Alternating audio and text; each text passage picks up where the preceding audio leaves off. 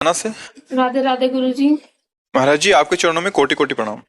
महाराज जी, मेरा ये प्रश्न है, जैसे कि माना जाता है अगर जीवन में दुख आ जाए तो कर्मों का हिसाब किताब होता है, और अगर जीवन में सुख मिलेगा तो क्या इसका भी हिसाब किताब देना होगा? और क्या, दोनों ही प्रकार के तो कर्म होते हैं। एक होते हैं शुभ कर्म, एक होते हैं अशुभ कर्म। शुभ माने पुण्य, अशुभ माने पाप। तो जब पाप कर्म का परिणाम आएगा तो दुख, विपत्ति, संकट, अपमान, निंदा ये। और जब पुण्य कर्म का फल आएगा तो सुख, प्रशंसा, मान सम्मान, जो सोचा वो हो गया पुण्य का। और इन्हीं दोनों में पूरा जीवन चलता है। कोई विशेष जो होता है वो इन दोनों की परवाह ना करके एक ऐसा महान कार्य करता है जो परमानंद प्रदान करता है, वो भजन। इस पुण्य और पाप ये केवल विनाशकारी ही है, इनमें लाभ नहीं। विनाशकारी मतलब आप बहुत बड़े पुण्य के स्वर्ग गए, वहां के सुख भोगे, फिर आके मृत्यु लोक में। लेकिन भगवान का भजन, भगवान की सेवा पूजा, भगवान की लीला कथा, ये अविनाशी है। ये शुभ अशुभ दोनों को मिटाकर परमानंद की प्राप्ति का। परमानंद और सुख दुख अंतर। सुख दुख मायाकृत, परमानंद ये त्रिगुणातीत मायातीत सुख है। ये मायातीत सुख प्राप्त करने के लिए हमें मनुष्य जन्म मिला है।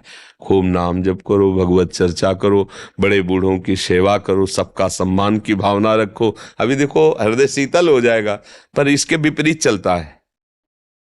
बड़े बूढ़ों का अपमान करना, अपने सुख की सोचना, दूसरे के सुख को छीनना, चाहे हिंसा क्यों न करनी पड़े, बस फिर गलत हो जाता है, फिर गलत हो जाता है।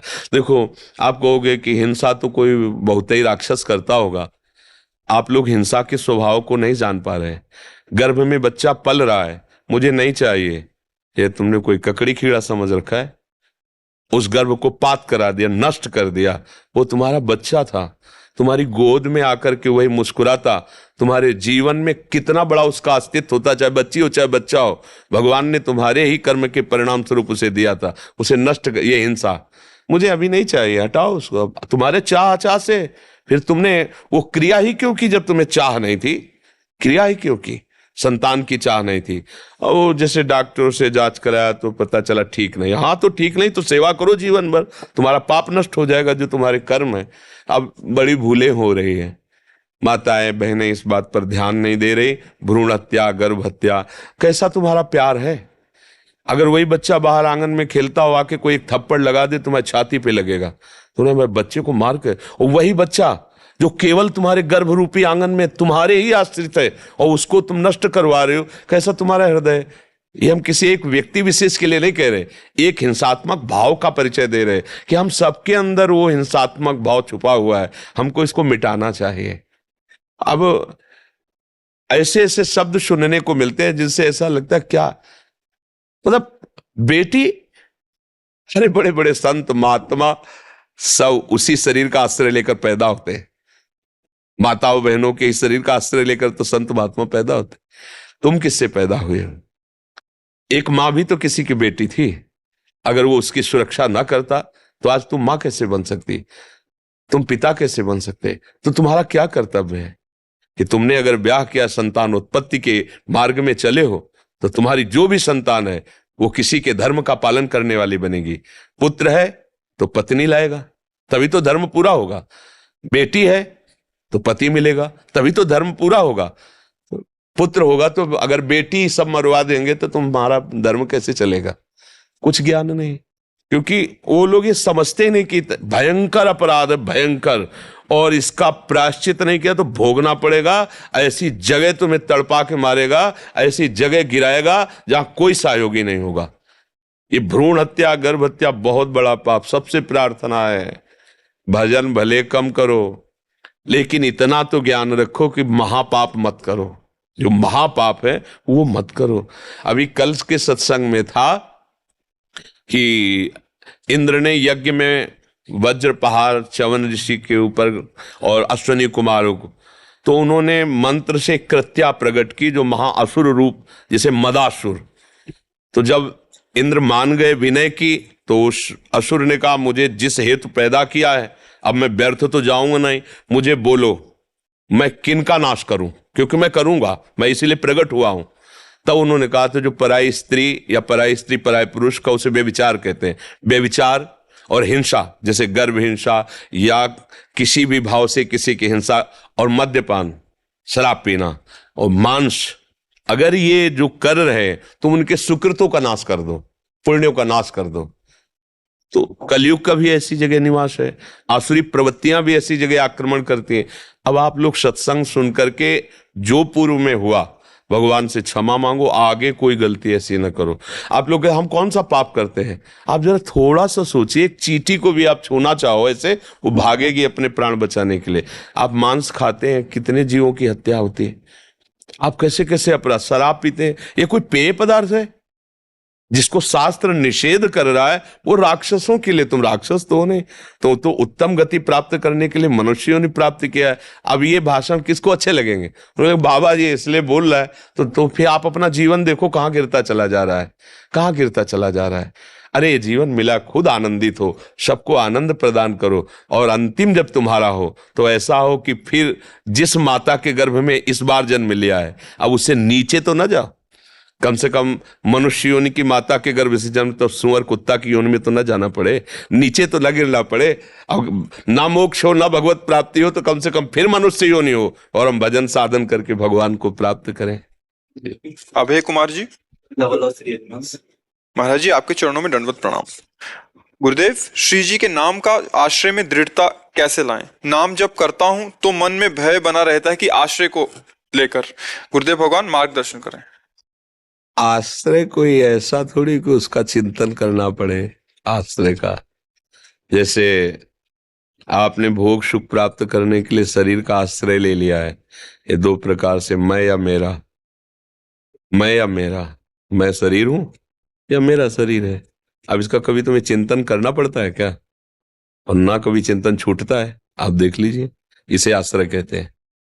अब शरीर आश्रय छोड़कर प्रियाजू का आश्रय से अंदर से स्वीकार करो, मैं प्रिया हो, आप प्रियाजू के हो, प्रभु के अंश हो ना। तो प्रियाजू और प्रभु दो थोड़ी होते, एक ही है, उन्हीं के हम हैं ना। अच्छे से अंदर में बैठा लो, तो उसमें कोई चिंतन करने की जरूरत थोड़ी, उसमें कोई भय या कोई विचार मैं भूल गया। आप शरीर का कभी ध्यान करते हैं क्या? कभी भूलते हैं क्या? दोनों बातें हैं, कभी भूलते भी नहीं, कभी ध्यान भी नहीं करते। सो के उठने के बाद आपको चिंतन करना पड़ता है क्या कि मैं स्त्री हूं कि पुरुष हूं, मैं कौन हूं? कुछ नहीं, सहज दिनचर्या है। क्योंकि सोने में भी आप नहीं भूले, लगता है कि मैं भूल गया, लेकिन सोने में भी आप नहीं भूले, वो बसा हुआ है। ऐसे ही सोने में भी आप आश्रित हो, उनका सुषुप्ति भी भजन होता है जो भगवद आश्रय होते हैं। जागृत स्वप्न सुषुप्ति स्फुरत में राधा पदाब्जच्छटा। आश्रय सत्संग सुनते सुनते जब ये बैठ जाता है कि वास्तविक मैं प्रभु का ही हूं, ये तो भूल से संसार के संबंधों को स्वीकार किया, ये जब बैठ जाएगा तो ये बात खत्म हो जाएगी। भय, आश्रय कैसे लिया जाता है, क्या किया जाता है, वो बस जो परेशानी से आप हो जिनके बस उसे स्वीकार करना है।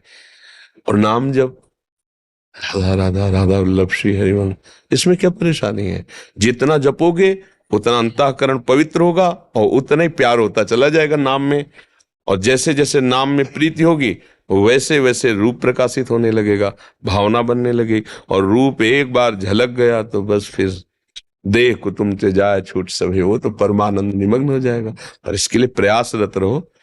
प्रथम देखो, जैसे हम नौकरी करते हैं 1 महीना, तो रोज पैसा तो मिल नहीं जाता, पर मुझे पता है कि मेरा पैसा ये प्लस होकर के 1 महीने में इतने हजार मिलेगा। तो रोज ना मिलने पर भी हम उत्साहित होकर नौकरी करते हैं ना। वो ना दे मालिक तो हो सकता है ना भी मिले, लेकिन हमारा मालिक तो उदार है और हमारी नौकरी अविनाशी है। एक बार बोला राधा तो अविनाशी ही है, या वो कभी मिटने वाला तो है नहीं।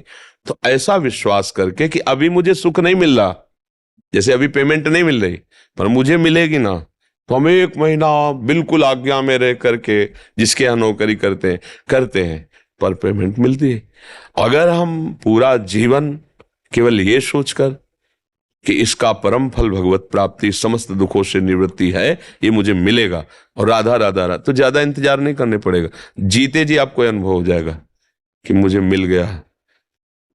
अब पायो परम विश्राम राम समान प्रभु नायक, जैसे गोस्वामी जी कह रहे हैं ना, ऐसे हृदय निहाल हो जाता है।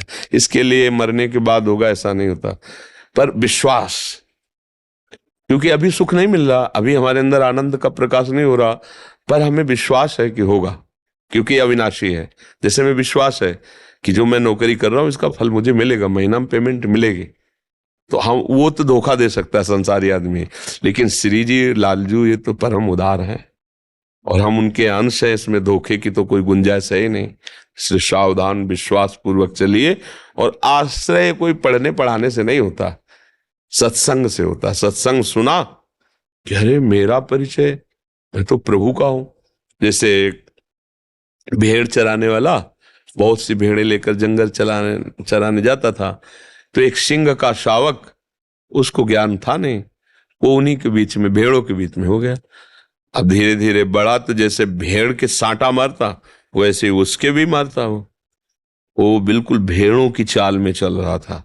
एक दिन भेड़ों को मारने के लिए सिंह आया, तो उसने देखा नौ किशोर सिंह मेरा, तो उसको बुलाया, ये संत उदाहरण से समझाते हैं, और कहा तू भेड़ों के बीच में पिट रहा है गड़रिये से, अरे तू एक दाड़ मार दे तो ना भेड़ दिखाई देगी ना गड़रिया दिखाई देगा, तू साटे खा रहा है।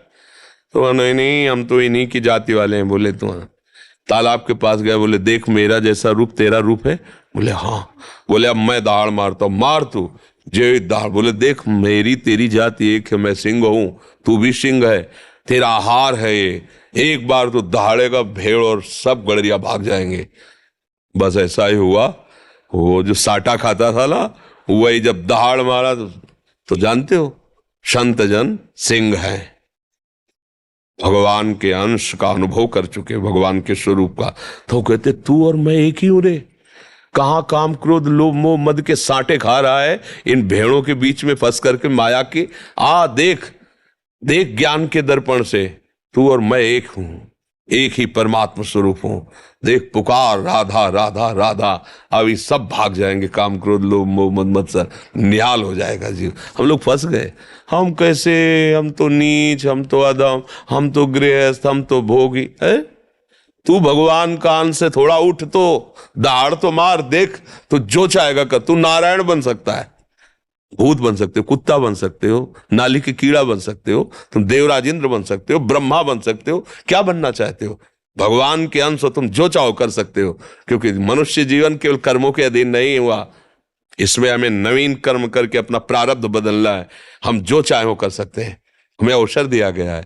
इसलिए खूब नाम जप करो, ये सत्य मार्ग है, इसमें अविश्वास की गुंजाइश न हो। निर्भय मार्ग है, इसमें भय करने का कोई स्थान ही नहीं दिखाई देता है। समझ रहे हैं आप? निखिला जी वृंदावन से। राधा श्री हरिवंश। राधे राधे महाराज जी। महाराज जी, जब से आपके श्रीमुख से पूज्य श्री राधा बाबा का जीवन चरित्र सुनने का सौभाग्य मिला, तब से उन्हीं को गुरु रूप से स्वीकार किया। पर आपसे ये भी सुना कि बिना गुरु दीक्षा के स्वरूप या भावदेह की